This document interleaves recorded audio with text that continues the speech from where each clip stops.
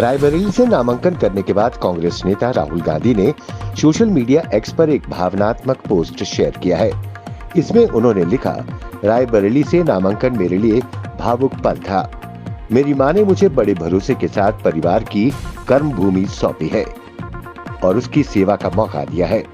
अमेठी और रायबरेली मेरे लिए अलग अलग नहीं है, दोनों ही मेरा परिवार है और मुझे खुशी है कि 40 वर्षों से इस क्षेत्र की सेवा कर रहे किशोरी लाल जी अमेठी से पार्टी का प्रतिनिधित्व करेंगे। अन्याय के खिलाफ न्याय की जंग है। मैं मेरे अपनों की मोहब्बत और उनका आशीर्वाद मांगता हूं। मुझे विश्वास है कि संविधान और लोकतंत्र को बचाने की इस लड़ाई में आप सभी मेरे साथ खड़े हैं। उत्तर प्रदेश की जिन सीटों से सबसे ज्यादा चर्चा होती थी, उसमें से एक रायबरेली लोकसभा सीट भी है।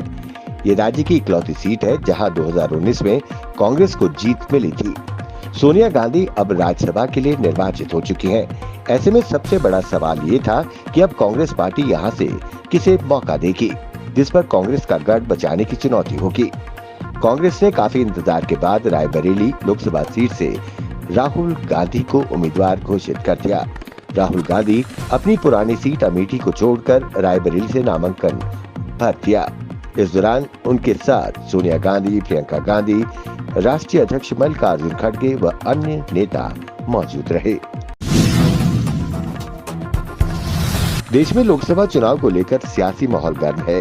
प्रचार के दौरान नेता एक दूसरे पर सियासी तीर चला रहे हैं। इस बीच पाकिस्तान के पूर्व मंत्री फवाद चौधरी ने भारत में हो रहे लोकसभा चुनाव को लेकर बयानबाजी की है। इस पर ऑल इंडिया मुस्लिम जमात के राष्ट्रीय अध्यक्ष मौलाना शहाबुद्दीन रिजवी बरेलवी ने कहा कि भारत में लोकसभा चुनाव लोकतांत्रिक व्यवस्था के तहत हो रहे हैं। चुनाव आयोग एक स्वतंत्र संस्था है जो निष्पक्ष चुनाव करा रही है। पाकिस्तान की खुफिया एजेंसी पूर्व पाकिस्तान के मंत्री के माध्यम से भारत में हो रहे चुनाव को प्रभावित करना चाहती है, मगर भारत का मुसलमान और यहाँ की आम जनता पाकिस्तान हुकूमत की साजिश को नाकाम बना देगी। सुरक्षा बलों ने अप्रैल महीने में शोपियां में विदेशी पर्यटकों के साथ आए एक टैक्सी चालक पर हमले के लिप्त आतंकियों के एक सहयोगी को गिरफ्तार किया है। उसके कब्जे से एक असॉल्ट राइफल के 47 कारतूस और 2 मोबाइल फोन बरामद किए गए हैं। पुलिस अधिकारियों ने बताया कि पकड़ा गया आतंकियों का सहयोगी लंबे समय से शोपियां और उसके साथ के क्षेत्रों में एक्टिव लश्कर-ए-तौयबा और उसके अन्य सहयोगी संगठन PRF के आतंकियों के लिए हथियार व सुरक्षित ठिकानों का बंदोबस्त करता था और उनके लिए सुरक्षा बलों की गतिविधियों की सूचनाएं भी पहुंचाता था। कांग्रेस प्रत्याशी किशोरीलाल शर्मा ने अमेठी से नामांकन दाखिल कर दिया है। इससे पहले राहुल गांधी ने इस सीट पर चुनाव लड़ने के कयास लगाए जा रहे थे, लेकिन राहुल गांधी ने रायबरेली से नामांकन दाखिल कर दिया। अमेठी सीट पर बीजेपी प्रत्याशी स्मृति ईरानी ने इस पर प्रतिक्रिया देते हुए कहा कि गांधी परिवार ने अमेठी सीट पर वोट पड़ने से पहले ही हार मान ली है। स्मृति ईरानी ने कहा कि मेहमानों का स्वागत है, हम लोग अतिथियों का स्वागत में कोई कसर नहीं छोड़ेंगे। गांधी परिवार ने अमेठी में वोट पड़ने से पहले हार स्वीकार कर ली है। प्रधानमंत्री नरेंद्र मोदी ने पश्चिम बंगाल के बर्धमान दुर्गापुर में एक रैली को संबोधित किया।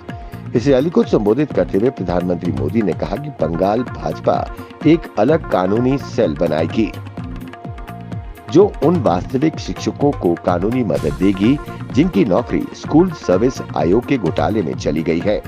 प्रधानमंत्री मोदी ने कहा कि वो चाहते हैं TMC द्वारा किए गए घोटालों में जो लोग शामिल हैं उन्हें सजा मिलनी चाहिए, लेकिन वो ये नहीं चाहते कि किसी निर्दोष को इससे परेशानी हो। उन्होंने कहा बंगाल में TMC ने स्कूलों में टीचर्स की भर्ती में घोटाला किया। इस घोटाले की वजह से कई योग्य और असल उम्मीदवारों को परेशानी उठानी पड़ी। कश्मीर के कुछ राजनीतिक दल अनुच्छेद 370 के मुद्दे को हवा देने और राज्य के दर्जे के नाम पर मतदाताओं को रिझाने की कोशिश कर रहे हैं, लेकिन आम कश्मीरियों को इससे कोई सरोकार नहीं है।